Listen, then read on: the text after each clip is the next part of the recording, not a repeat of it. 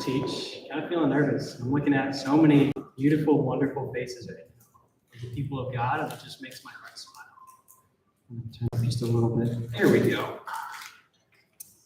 Cool. Good afternoon, LTers. I hope you all are blessed on this fine day. For those of you who I haven't had the pleasure of meeting, my name is Nick. I'm from a small town called Howell in New Jersey. Wouldn't want to live there. Eesh. And I'm a proud member of Awaken Church here in Jacksonville. I feel bad because last year I made the joke that my heart belongs to Miami, but sadly that isn't true anymore. Now my heart belongs to Oak Ridge Community Church. Some people might call me a sellout because they have the most people, so I get the most hype. Those people are right.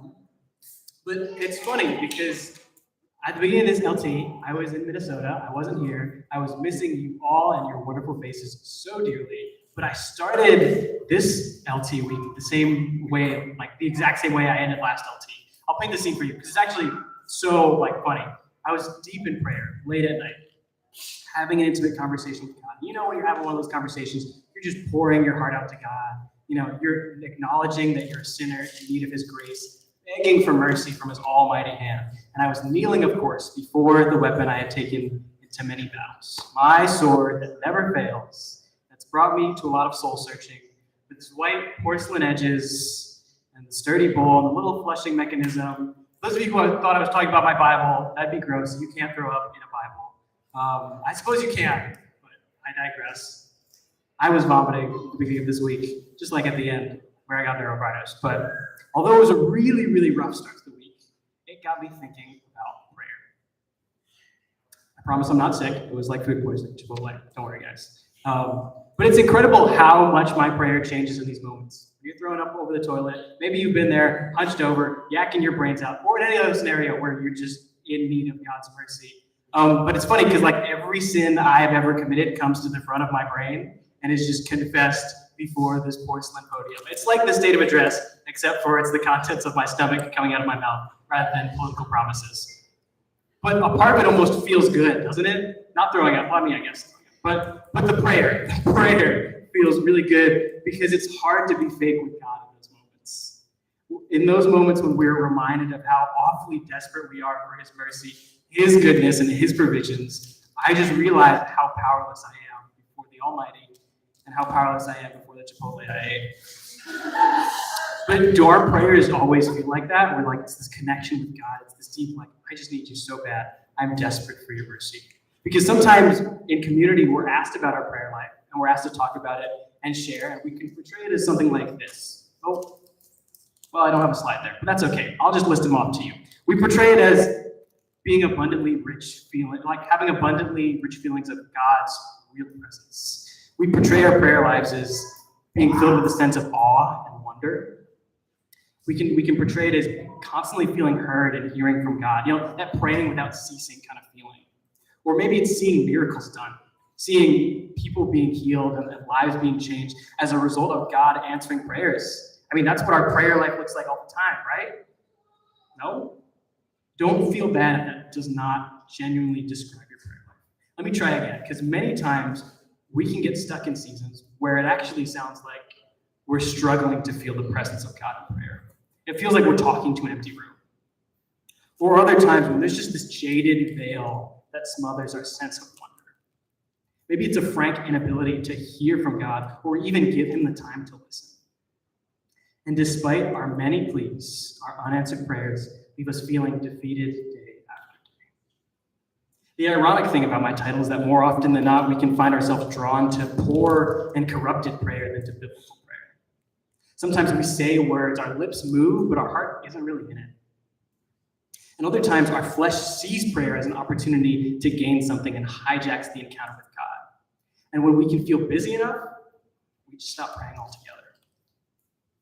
Even myself, as somebody who works in ministry, that's my job to serve the people of God. I can find myself so busy doing ministry that I forget to make room for God to minister to my own heart. But I'm here in front of you today, not just to talk about puke and throwing up, but because God has allowed me to notice a couple patterns for where our prayers get corrupted. and how we can prevent that. So, from my experience, oftentimes, boom, hold on, slide.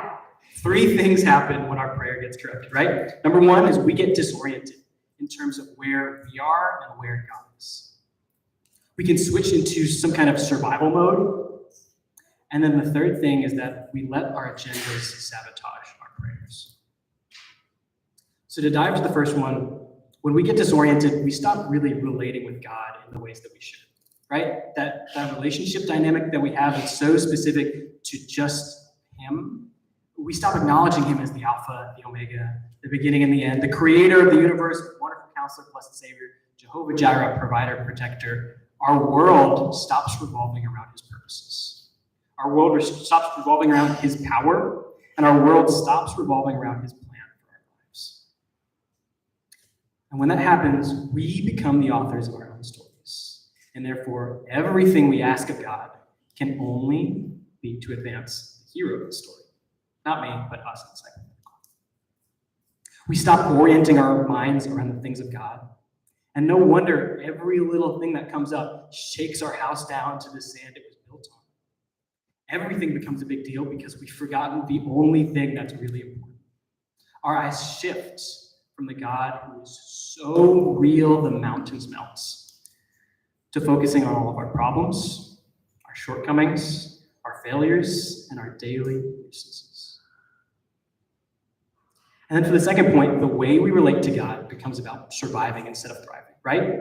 We're in this chaos, all this noise, and we just have so many things in our life going on. And when somebody asks about our relationship with God, when somebody says, hey, Nick, how's your prayer life? Sometimes it sounds more like, yeah, it's just been so busy recently, I haven't had the chance to stop and pray. And even when we do pray, we let our prayers become a means to an end rather than the end in itself. That's the sad part, is that our prayers become a means to an end rather than the end itself. That end is a beautiful picture of us having consistent, clear communication and interaction with Christ. The end goal is that we abide, but we skip it. All of a sudden, the prayers we lifted up to God initially to embrace, abide, thank, ask for intercession now sound like, God, I really need to pass this test tomorrow. God, this has got to go right for me, or my world is over. They sound like, God, if you just do this one thing for me, I promise I'll change my life forever. Or if you spare me these consequences, I will never sin again. Sometimes they sound like, God, my face is hovering over a toilet in the middle of backwoods Minnesota. Please make this Chipotle in my stomach stay in my stomach. I'll cut myself some slack for the last one, though. But when we're in survival mode, we tend to condense prayer into a convenient box. I don't know if you guys noticed this, but each night, right, when we're in survival mode, when we just try to focus on getting through the day-to-day, our prayers get shorter, and they get to each night, and it stops being this dwelling with God and His Word. Praying stops being walking with God through the woods. Praying stops being listening through the noise of the world for His words. And instead it just kind of becomes, hey, I'm just going to say thank you, admit I'm a wretched sinner, and then go through my list of asks. That's the brutal part of when we're in that survival mindset, is that we pray to God, and we say, God, thank you for everything you've given me. I'm terrible. Here's everything that I need to get through this week. And that's not a real relationship with God. That's not the heart of prayer. And then even when we escape survival mode, we move to the third part. We escape survival mode, and we wake up in a reality where prayer is run by our agenda. We might be delivered from the moments where we feel just constantly desperate for God to save us from each moment or each problem that we have. But right, because we've been stuck there for so long, our paradigm has shifted. It's shifted from, God, I need you, to God, I need you to do what I tell you. And then the beauty of prayer, right? Hebrews 4:16. Hold on. There we go. Hebrews 4:16, if you want to open up your Bibles there, 15 through 16. It says, for we do not have a high priest who is unable to sympathize with our weaknesses, but one who in every respect has been tempted as we are, yet without sin. Let us with confidence draw near to the throne of grace, that we may receive mercy and find grace in our time. That's the picture of prayer that God gives to us, that we can approach boldly, ask for intercession with confidence, throne of grace, and receive mercy in our time of help.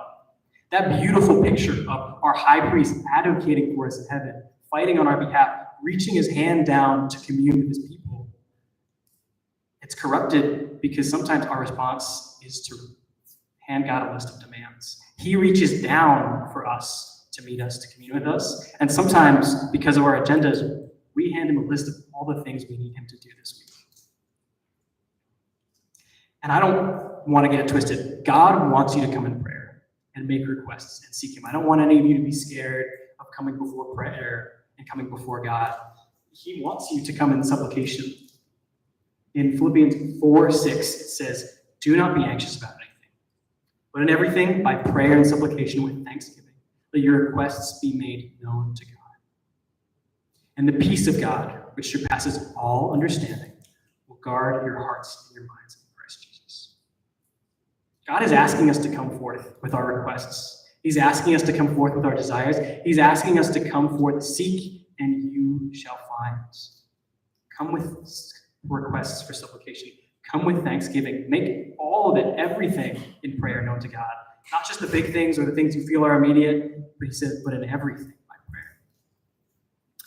But we're not to do it in a way where God is subservient to our wishes and desires. Who are we to ever think we can be the masters of God? Our prayers should never be asking in a way where we make God subservient to our wishes and desires. I'll paint a picture for you. Could you imagine a friend calls you on the phone and says, "Hey Nick, thanks for being such a good friend and always being there for me. I know I can be such a jerk sometimes. Anyway, I need you to mow my lawn, change my oil, do my homework for 3 classes, treat me to a dinner you're not invited to, make me feel good about myself. And yeah, that's it. See you Sunday." And they just hang up. You don't even get to talk to them, right? We fundamentally understand, I think, that God isn't a genie, right? But then we still treat him like a vending machine. That's where we get stuck, is that we know that God's just not here to just give us everything we want, but then we convince ourselves, well, man, if I'm just good enough, if I just pray hard enough, that God will he's just here to give me everything I want if I just do the right things. And then over time, our prayers start to turn into a business meeting. It gets a little less personal. It gets more focused on accomplishing objectives. It gets shorter. It gets non-interactive. And then eventually, when we're just tired of it, it gets non-existent. Because we stop seeing the miracle working power. Because the sense of awe left our prayer long ago. Because we don't feel heard and we haven't taken the time to listen in once. And a wave of defeat, as we just don't understand why we feel so miserable and disconnected from the God everyone keeps saying is so personal. Is talking with God even a part of our prayers? Or is he just there to take notes? The enemy of relational prayer with God is agenda. But God, in his almighty wisdom, I'm not going to leave you there on a low note, but God in his almighty wisdom and omniscience sees this coming. He sees this coming, and he gives us guardrails and guidelines so that our prayers don't get corrupted, so that we're not so self-centered in how we ask and talk to God. In Ecclesiastes 5, if you want to turn there, slides are working, we get these words of wisdom from God from verse 1. It says, "Guard your steps when you go to the house of God. Go near to listen rather than to offer the sacrifice of fools, who do not know that they do wrong. Do not be quick with your mouth. Do not be hasty in your heart to utter anything before God. God is in heaven, and you are on earth. So let your words be few. A dream comes when there are many cares, and many words mark the speech of a fool." And if we're looking at this text and we're trying to figure out what it says, in that very first verse, we're advised to guard our steps. What does that even mean? It means that we are to protect ourselves on the way to meet God. That might sound foreign, but think about it, right? How often can our prayer times be corrupted, be sabotaged by bad news? How often can our prayer times be sabotaged by our strong emotions, or our weak flesh, or completely taken over by our hasty agendas to get things done? How often can our prayer times just be sabotaged by sleep? I know that's happened to me a lot. Yet we are still choosing to enter and commune with the holy God. So even before we get there, we have to be watchful and on guard for the things that try to sabotage the hearts of our prayers. That's what it's advising, that we be watchful, that we be diligent, that we be on our guard for the things that are coming to sabotage the hearts of our prayers. Our enemy prowls around like a roaring lion, waiting to devour us. What better time than before we can talk to God? What better time to get at us than before we reach for the power and strength that we have? So when we're praying, I encourage you guys to ask yourselves, is my heart in the right place to pray right now? Is my heart in the right place to pray right now? If not, take the time to make it so. God will be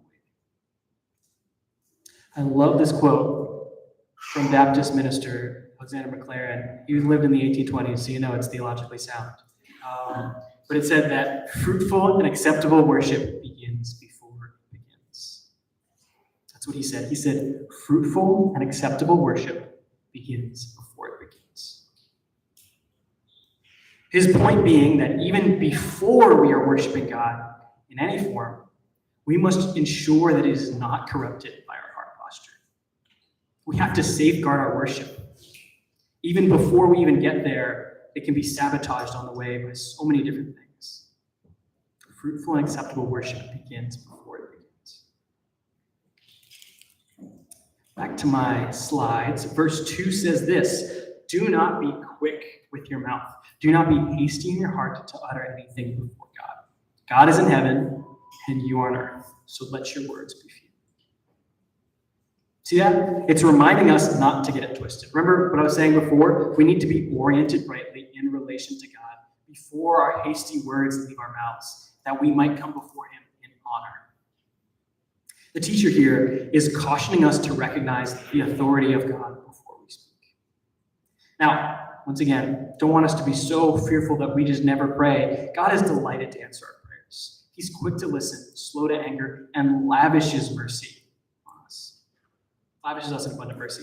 But that doesn't mean we approach him rashly or irreverently or forget the nature of who we are in relation to him. When we approach God with rightly oriented hearts that recognize his supreme nature, it discourages us from demanding our will, but instead has us submit to his. See that twist, right? When we approach God and our hearts know where he is, when we recognize his authority, when we're able to trust him in our day-to-day, we no longer come demanding our will. God, this needs to happen. But instead we say, Lord, I trust you, and I will submit to your will. The last verse in that passage, verse 3, says, a dream comes when there are many cares, and many words mark the speech of a fool. I don't know about you, but that kind of sounds like me when I'm in survival mode, right? When my brain is just so fixed on, God, I need you to do this. I need to pass this test. I pray that you can help me register for classes, do this, get better at this, do all the things. And it's all of these dreams and they're words of a fool, because truthfully, when I make those asks, and I'm so hurried in getting what I want from God, I'm not dwelling with him in simplicity. And it's not that we have a word count with God, but it's a caution. Are you dwelling with God in your prayer in simplicity? Or has your agenda hijacked the conversation to give him a list of demands? So, maybe I have a slide for this. Boom, I do. The way we guard our steps is to leave our agendas behind, recognize God for who he is, and get out of survival. Those are just some of the ways that we can make sure on our way to the gates, on our way to meet God, that we don't trip and fall before we get there, and crawl before his presence, asking us to fix our hurting legs.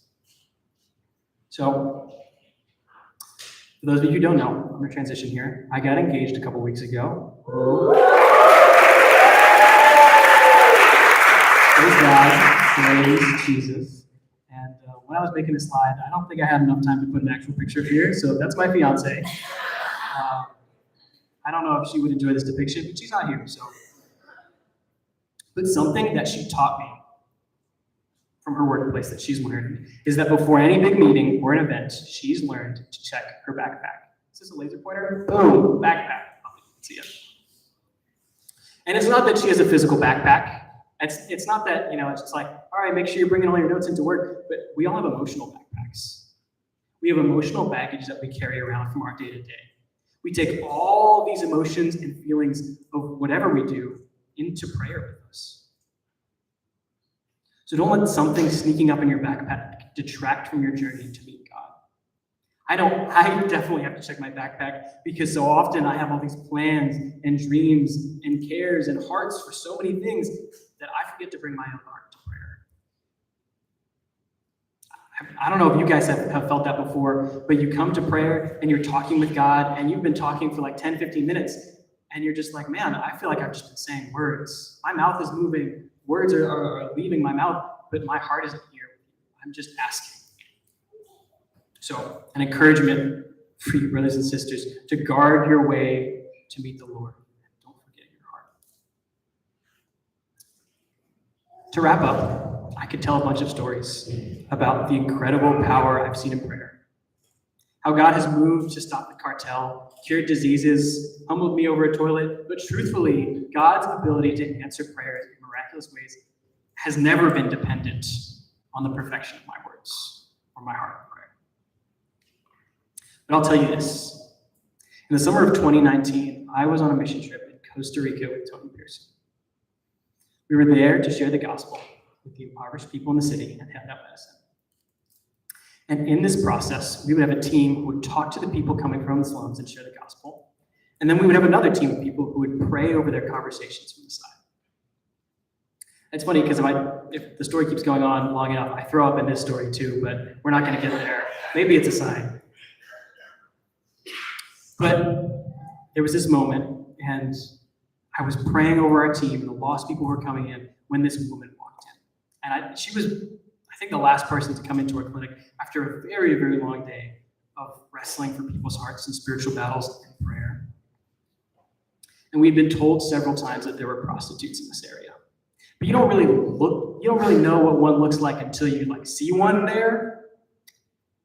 And with all the hardness of my disoriented heart and all the preconceived notions that I brought into prayer, I looked upon this woman and I saw ugliness. I saw physical and sexual dirtiness in this woman.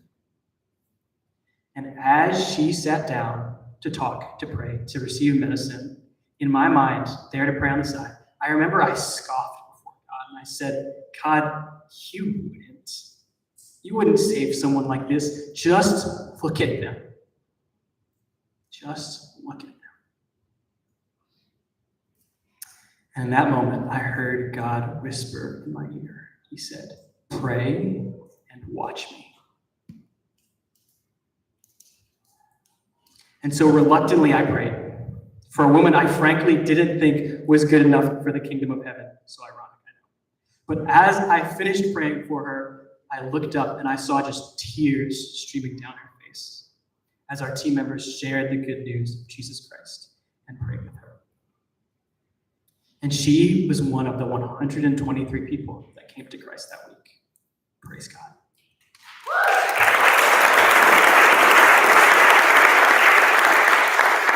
And while we can see and praise God for his glory and his power there in that moment, I also want us to pay attention because my heart was oriented in such a way that although I was praying for people, it was oriented in a way that I would deny the grace of God to a woman who had more than likely been forced to sell her body to survive.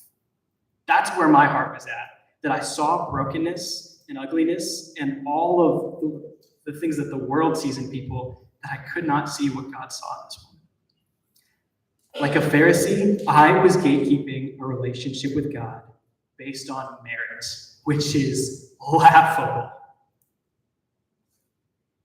And afterwards, of course, I begged God for forgiveness from my hardened heart. And when Tony asked me at the end what I learned on that trip later, I told him this. I told him I learned that God has never been confined to my expectations of what he can and can't do, or what he will and won't do. That's what I learned. God has never been confined to my expectations of what he can and can't do, or what he will and won't do. So I will continue to pray in faith. Praise God that he's not confined to my pessimistic, worldly expectations of what can be done. But in that moment, I let my view of the gospel get disoriented. I let selfishness and pride sneak into my backpack and come with me as I meet before God. So as I'm closing out this time, I'm going to actually switch it up. Usually the speaker prays it out. I'm going to have you guys pray. So we're going to have some time, maybe 5 minutes, where I want you guys just to take a couple minutes. Don't pray immediately, but search your heart. What are you holding? As you clear your mind, I ask you, can you guard your steps? Can you check your backpack? And please, please, please, don't forget your heart as you journey to the temple of the Lord. Thank you, guys.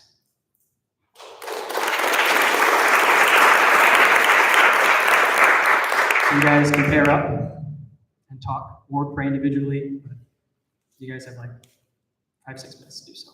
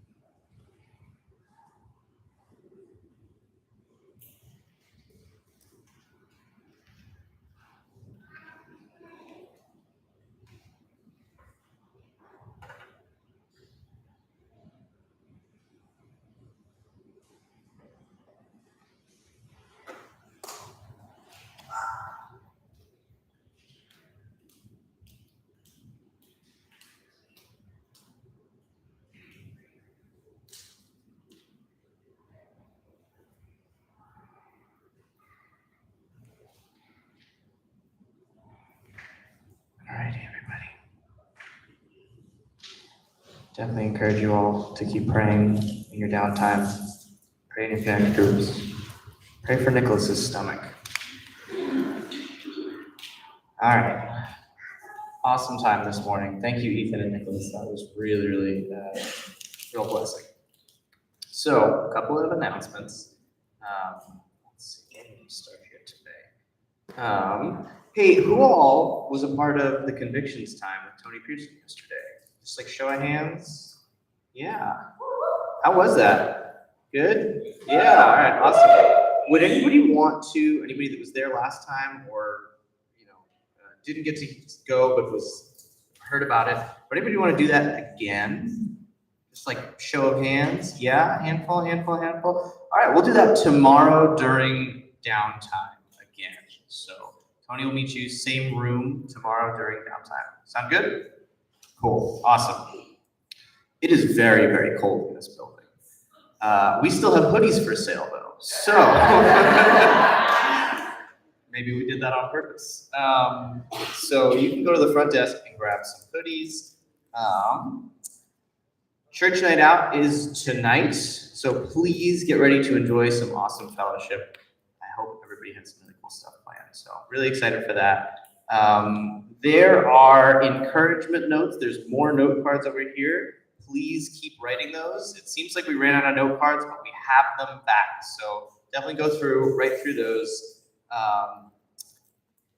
For just a quick safety thing, if anyone is planning on going to the beach today, there are these things called rip tides, rip currents that can be incredibly dangerous if you're not extremely careful. So if you are a student, adult, anyone, and your group is planning on going to the beach and you want to get into the water, but you don't feel like the strongest swimmer, there's nothing at all to be embarrassed about. Just please tell your adult volunteers so that they can just kind of keep an eye on you and just make sure, just in case, things get a little bit dangerous. We just want to make sure that everybody is as safe as possible. Does that make sense? Cool. All right, let's see. I'm going to give breakout session locations in just a second, but before I do that, these Guy Girl panels have been really, really cool. Some of the questions that have come in have been really, really exciting. So I am going to invite up the next set of panelists here. So I'm here, thank you, great. So Sam and I are going to we're going to take on today's panel questions, and she picked out the question for today and then showed up like 2 minutes ago. And so I thought I was going to have to answer this one on my own and was getting very nervous. So I'm very glad that she's here. So the question that we got was, I've understood that most women fear the wedding night. If this was true, could you explain why? You've had more time, so you start. Okay. So for us personally, I will say I don't think that we or Sam was scared. Do we need to go get her? Sam was not that scared in that time. There was still a lot of anxiety and feelings, but we had spent so much time beforehand communicating about it and talking through it, and just figuring out how to make sure that we were on the same page about what was going to happen and what the expectations were during that time. Hey, baby. Thanks. So we were not. Sam was not scared during that time. There was still a great deal of anxiety and unsureness and just general ignorance about what was going to happen and what all the things were going to be, because we had just spent so much of our lives, all of our lives up to that point, being told that this was something we weren't supposed to do, and now suddenly it was something that was beautiful and amazing and wonderful. And so it was a very confusing time, but certainly for us, because of the communication ahead of time, was not scary. From a general perspective, Sam is going to answer that part. I think from a general perspective, and even whatever emotions I was feeling that night, a lot of time, even if there is a great amount of communication, you don't necessarily know what questions to be asking your spouse or your fiance beforehand. And so there's a lack of information around it. I think especially in our communities, there's a lack of the healthy perspective and the biblical perspective that God gives us. And I think there's a lack of safety in knowing how to ask those questions to your significant other or make requests in those moments when it's both of your or one of your first time doing it. It's like any circumstance where you don't know what you're going into, and there's a level of fear around that. And so, yeah, I think that's where a lot of the fear might come from, is just a lack of understanding and then a lack of feeling the safety to ask those questions in the moment with your significant other. Cool, awesome. So please keep sending in those questions. QR code in the middle of your notebook. We'll be answering them today. All right, last announcement here. We've got a slide for it, and we're actually just going to leave this slide up for the rest of the afternoon here. This is our breakout session locations. So just to clarify a couple of things, kitchen 1 is first floor kitchen. Kitchen 2 would be second floor kitchen. Great. Classroom 1 is going to be the one closer to the door. It's on the 3rd floor. We'll just make sure that that's open and the lights are on. Classroom 2 is just kind of on the opposite side on the 3rd floor. And then this is the middle. If we need to kind of move this space around because it's getting too quiet, that's okay. And if we need to move any of the other ones in the 2nd and 3rd slot into the middle to just have a little bit more space, that's fine also. We'll kind of keep everybody posted as we go. But classroom 1, classroom 2, kitchen 1, kitchen 2, middle. We got that? Everybody clear? Awesome.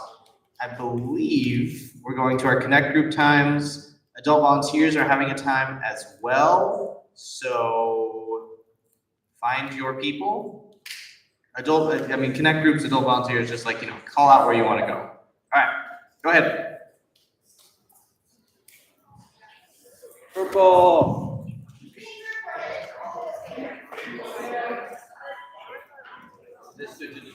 Water.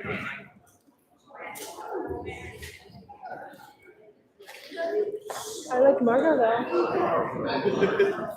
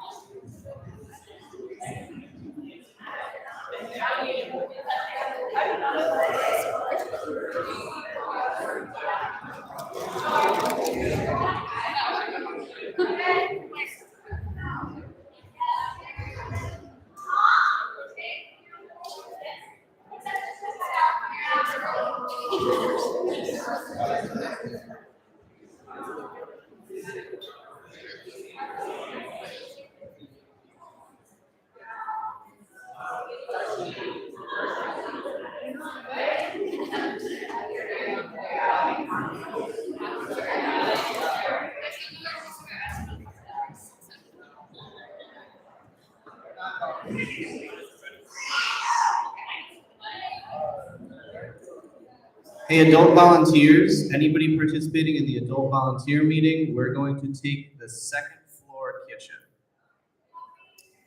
So come find us there.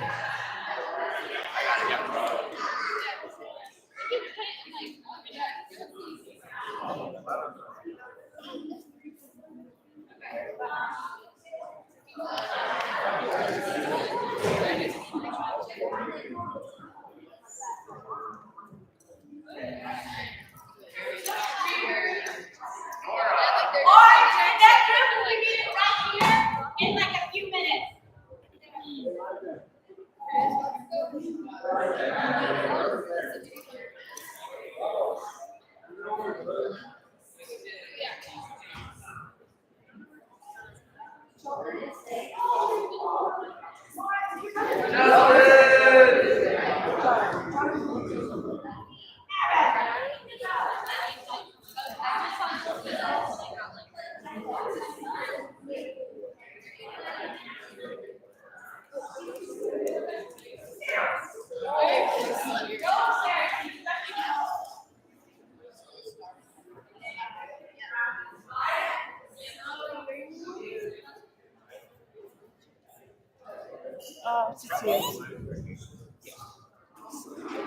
Hello. So, guys, we are actually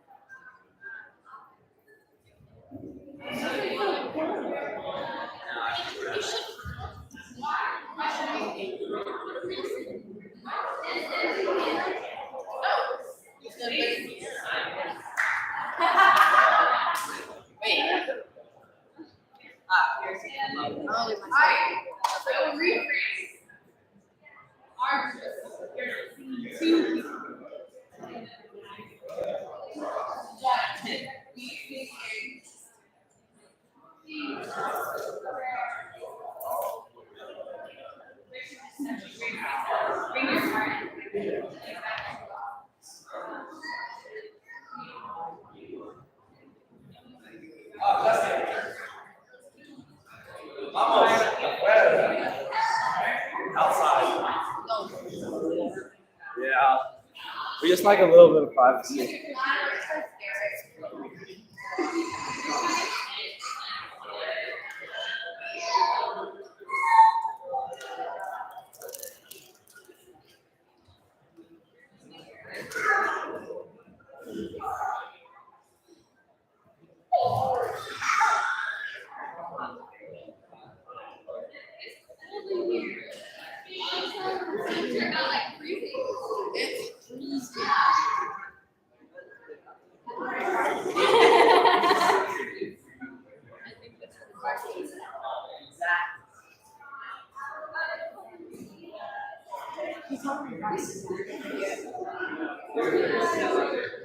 marketing tactics. We did last year. They probably did. They were studying their admit it every day.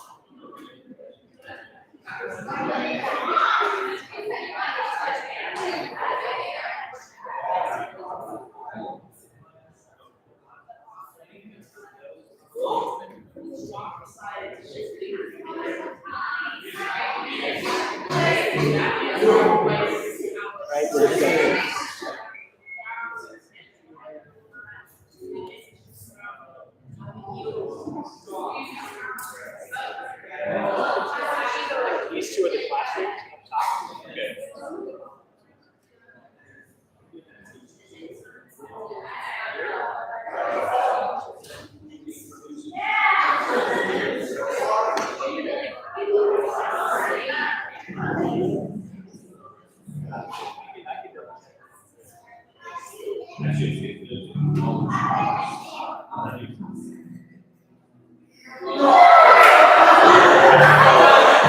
Okay, thank you, buddy. Appreciate it.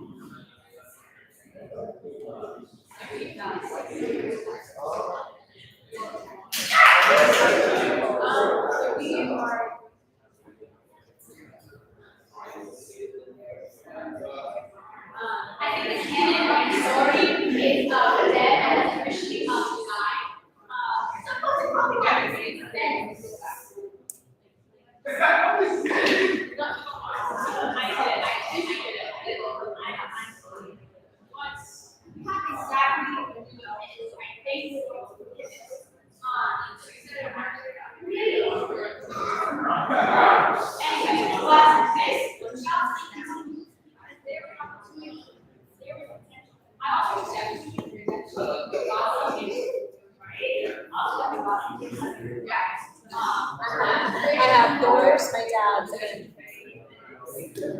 I mean,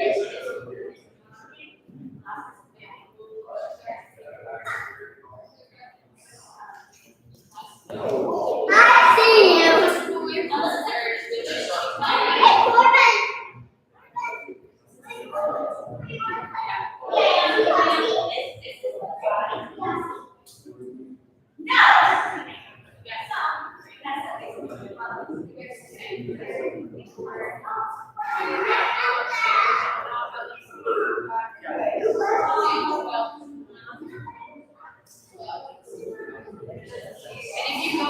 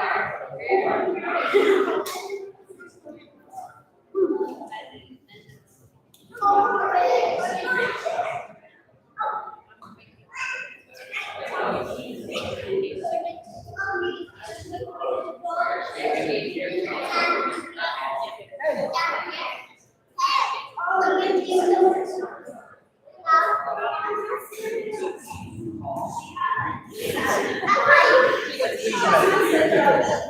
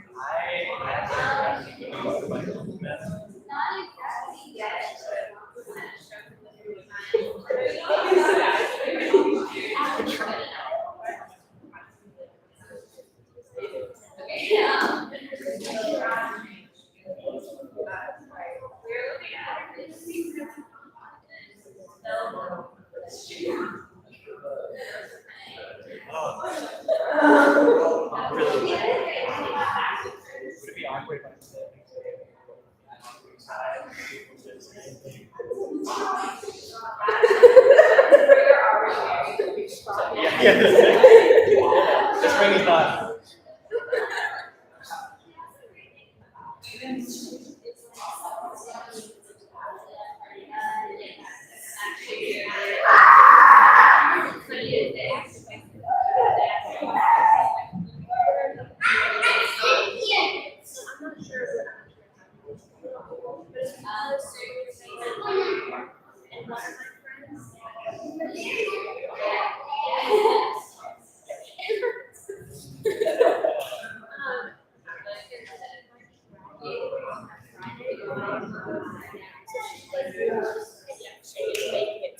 You need a backup?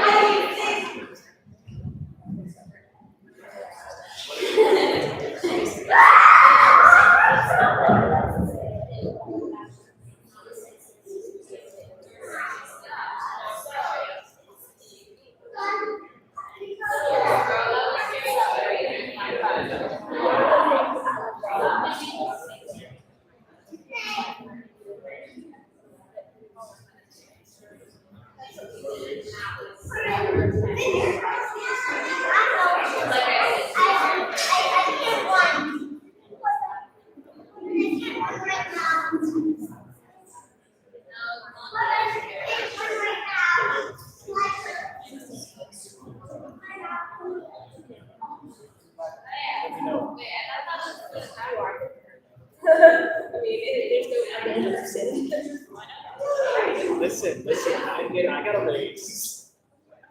It's like a $3. Well, I was an intern, so they started me low, so they moved up. That big minimum wage.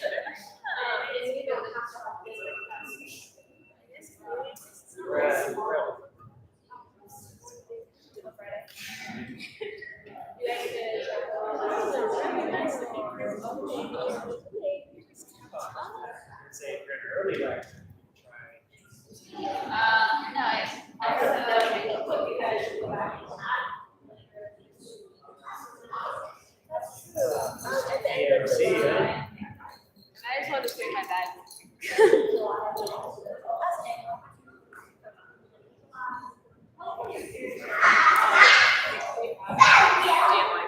Here's the Forest Ranger.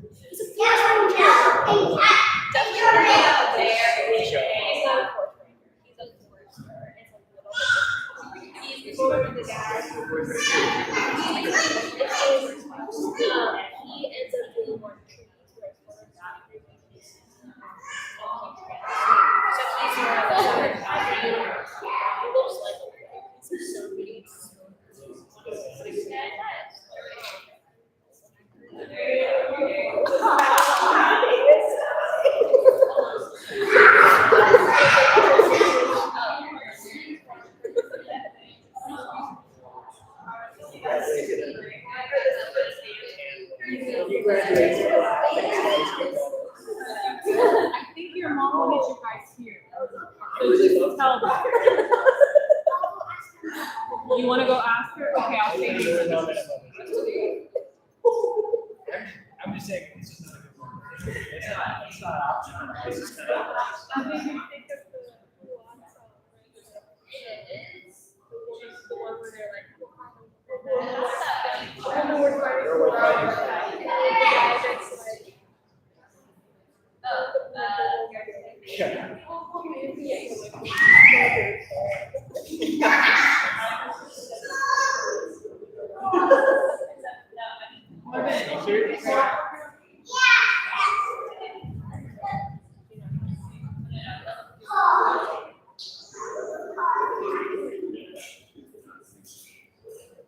I was gonna say, I think your mom wanted you to stay here. No, double check. Don't just stay down here.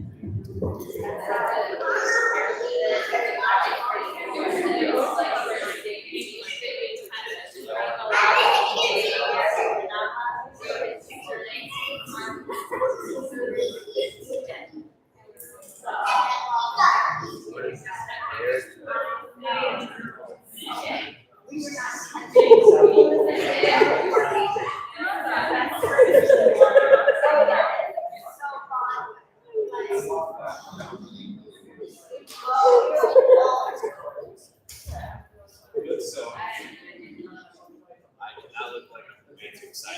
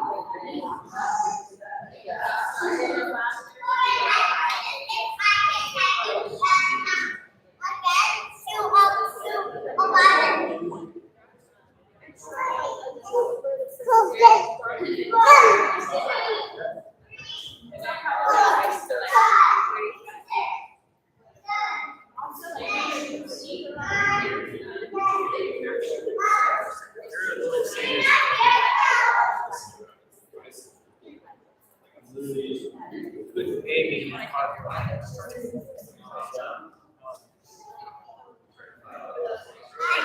Listen, I just paid the $5 for the cheese and make it. That's the most expensive part.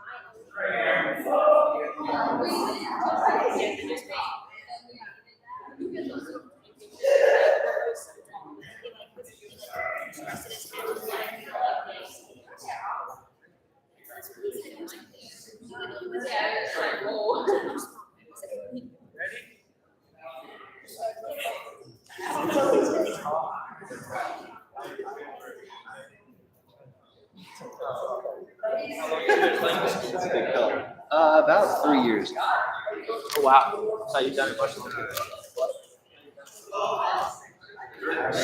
We've been running lessons groups up every year. We do those.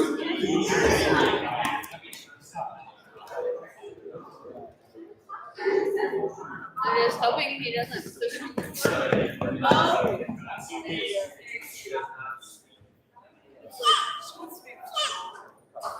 She said it.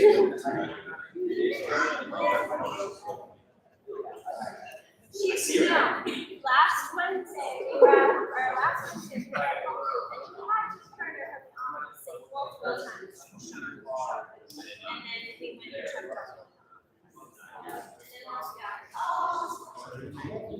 Lily, that's not yours. I just saw it.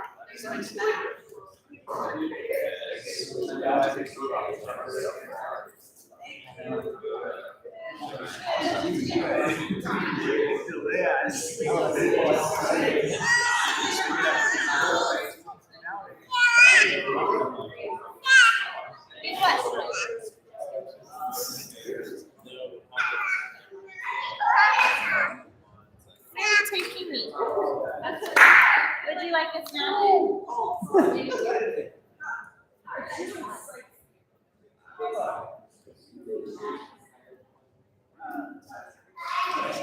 I practiced it this week. I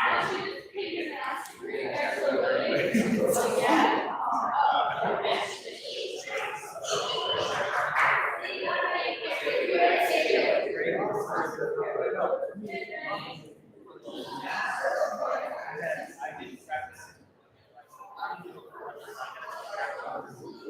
And I got up there.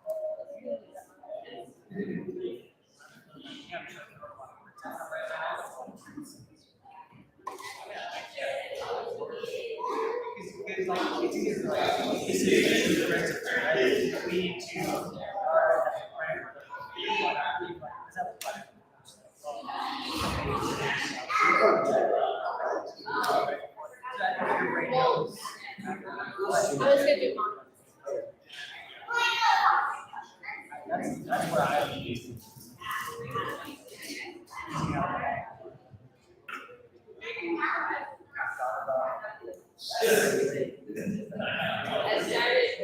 Because that's technology.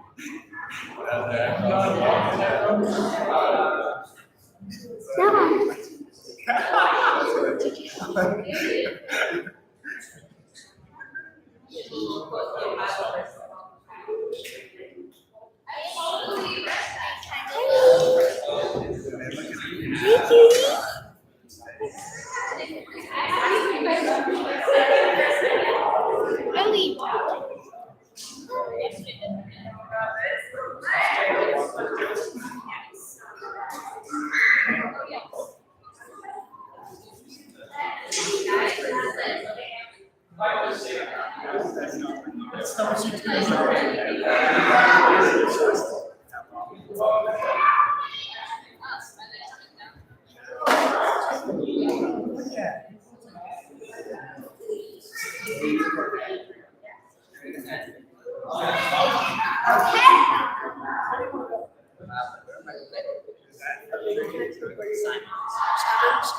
Simon is right here. So. You forgot your best friend, my guy. You as a connector should have made sure that we all got here. You failed. Simon is a terrible guy. He's awesome.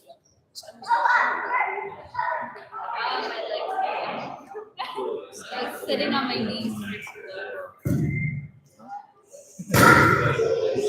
Come here.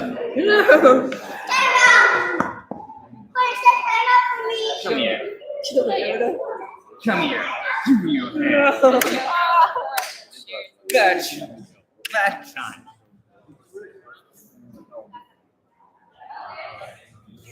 Eating the styrofoam cup. Keep it broken in the styrofoam cup. We're not gonna do that when you grow older. Simon, you must dwell in your failure. No, it's a different one. You must dwell. You have failed to make sure that she comes back. Jonah, did you hear what Jacob said yesterday? He said to be a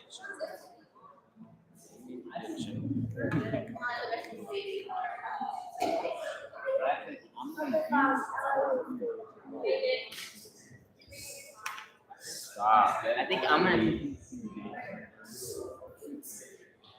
We're not gonna get something. We should go rock tomatoes.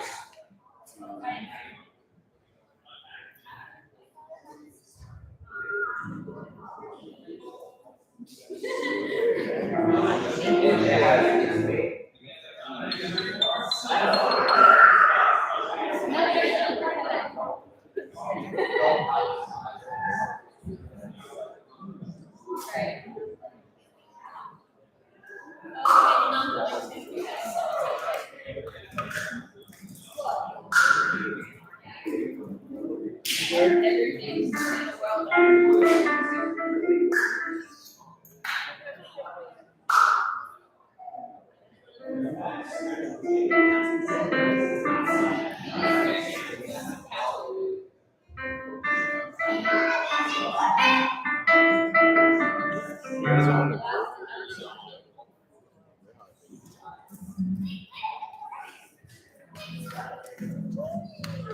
I don't know if you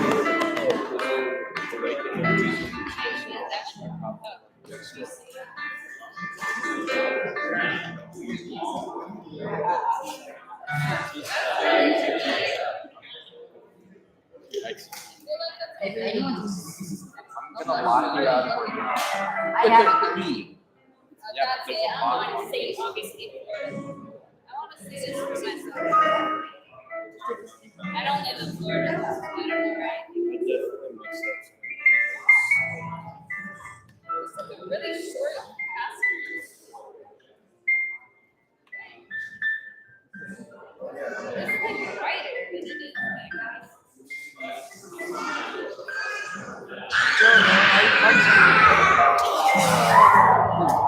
Hello. Hello. Are we planning to do mine? We should wait. I think it's no.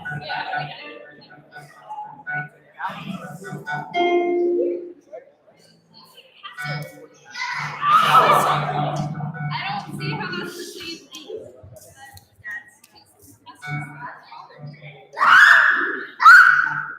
Why does it have a motor? That's so dramatic. Better laugh.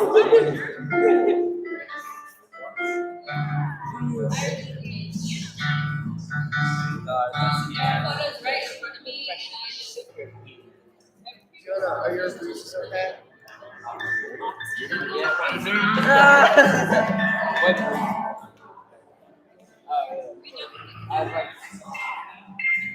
Well, I just want to always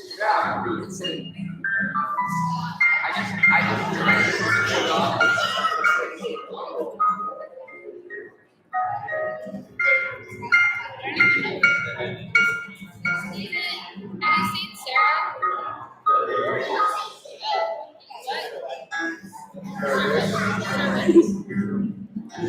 Yeah, Sherman. He was in my direction. We missed the other one. Yeah, she like vanished.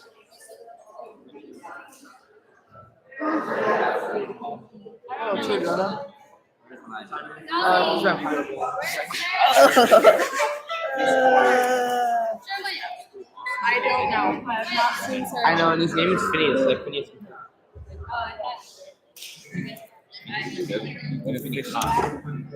Elijah. Yes. Why is nobody know where she is? What is this? A thing. I don't know. It's been inside a microphone. We're gonna talk more about holiness. What did you say, Simon? We're gonna talk more about Yeah.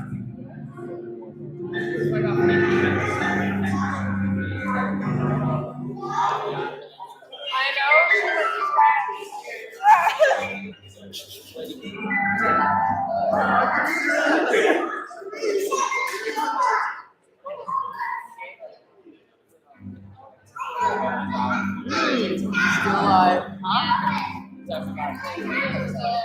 Still alive. Good. You are.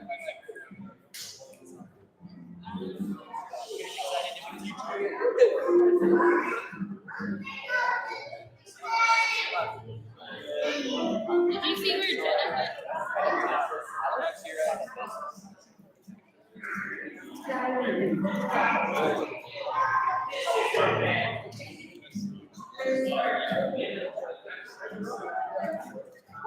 Yeah.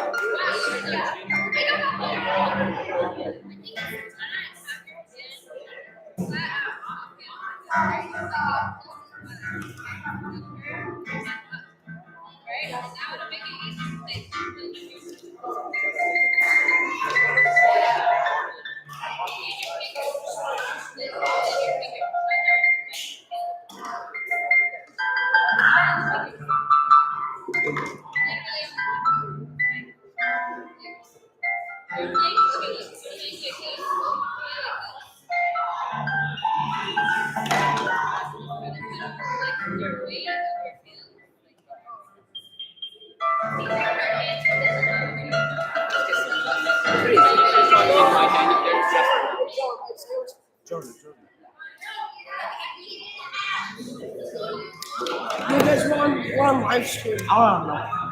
I don't want to know where it's on.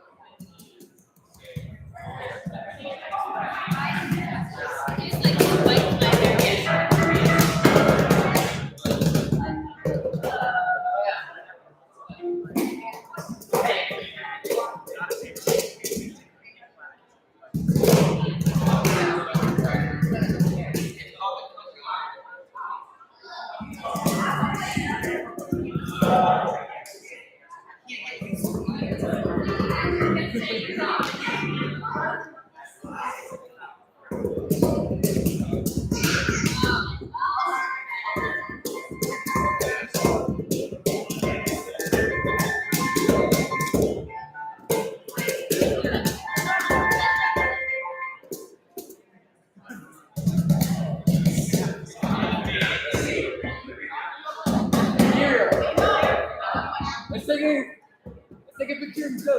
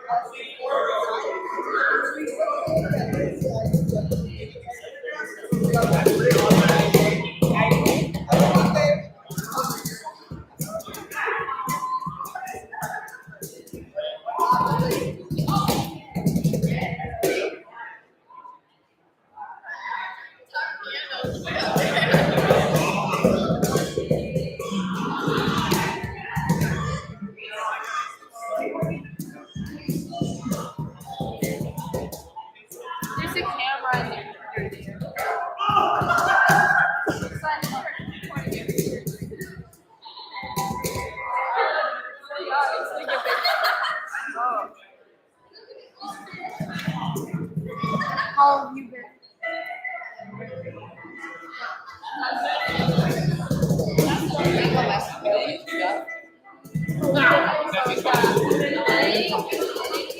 Yeah. You know, we try to do like 4, 3, 3, 5.